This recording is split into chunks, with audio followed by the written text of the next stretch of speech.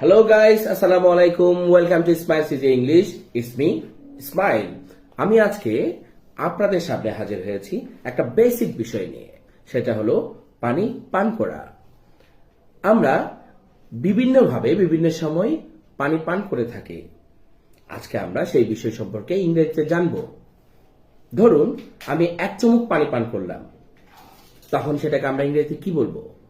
সেটাকে আমরা ইংরেজিতে বলবো সিপ, অর্থাৎ আই সিপ দ্য ওয়াটার। আমি এক চুমুক পানি পান করেছি। আবার ধরুন আমি পুরো গ্লাসের পানি পান করে ফেলেছি, তখন সেটাকে আমি কি বলবো? আই চাক দ্য ওয়াটার। আমি পুরো গ্লাস পানিটা পান করেছি। আবার ধরুন আমি এক ঢোক পরিমাণ পানি পান করেছি, সেটাকে আমরা ইংরেজিতে কি বলবো? I drink the water. I drink the water.